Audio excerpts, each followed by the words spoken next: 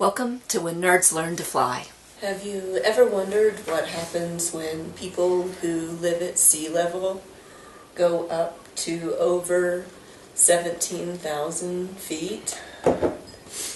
Well, this is what two people with a little bit of altitude sickness look like. We got there, we rested for a little while, then we went to Sirombuk Monastery. A lot of heavy breathing for me. A lot of difficulty, and got some great views of Mount Everest. It's important to take a slow and steady pace. We're just kind of, the wind is strong, the cold is very cold, and the sun is very strong also. So we made it through that, went and laid back down to rest a little bit. Like you said, we went to bed fairly early, and somewhere around 2 a.m. I puked in my bed. And on my hair. There's no facilities, so I had to spend the rest of the night and the 8-hour drive here to Shigatse, our hotel, with puke in my hair. To clean it up pretty well, but I mean, there's no great way.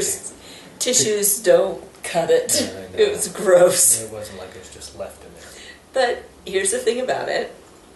New experience. I've never had altitude sickness before. Now I know what it feels like. When talking to our guides, they said that one of their other guides had a similar problem. They're saying that it might have been altitude sickness, it might have been sinuses too, because the air was so dry, and it was, you could just feel this, I don't know. Yeah, that's the other thing. They tell you before you try to make this advancement in altitude, if you smoke, to give up smoking. Well, that's all fine and good. We don't smoke. Everybody else in Tibet and China smokes. So no matter what restaurant you go into, even at the tent camp, somebody's lighting up. My sinuses seal shut when somebody lights up. Not only do you have the altitude that makes it hard to breathe, those of you that are allergic to cigarette smoke, yeah, that makes it hard to breathe too. I'm going to say it was altitude sickness. Since we got back to the hotel here about noon, and it's now it's almost 3, and we get up and we do a little bit, and when I say a little bit, I mean walk across the room and roll up a sleeping bag and go, okay, I need to go lay back down. It's not really so much of a just exhaustion, but it's just kind of a lightheaded, stomach kind of woozy. You just don't really feel good, like maybe the onset of a flu or a cold, maybe. A little bit of a headache. But there's no way to describe it unless you experience it, because it's all symptoms that we all have at one time or another. So you're like, okay, I've got a headache, but is it my sinuses? Is it the cold air in my ears? It's difficult to call. Is it the drive down? Is it the drive up? You're weaving like... You're doing switchbacks.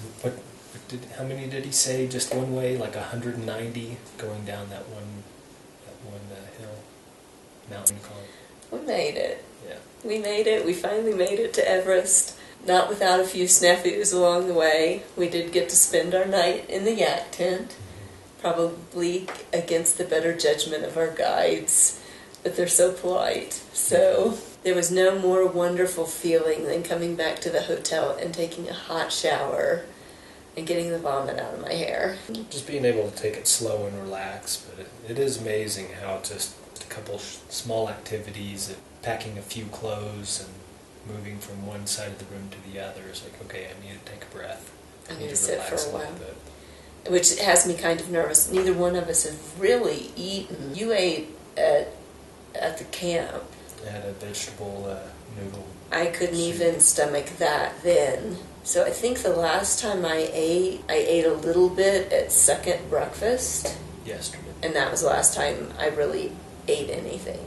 Managed to eat a few crackers, and those were thrown up in my sleeping bag, so...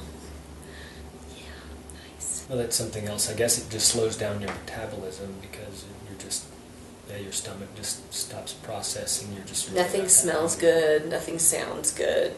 You just don't have interesting food. And that's weird for me, because I'm always interested in food. Oh, we've got the monastery this afternoon, so monastery and dinner. And I'm dreading dinner a little bit, because I still get a little lurchy stomach when I smell food. Well, maybe getting out, getting some fresh air. I think we've steamed up this room quite a bit. My sinuses are feeling a lot better, but as soon as we go outside, Always an adventure. Always an adventure. Yeah, that's us.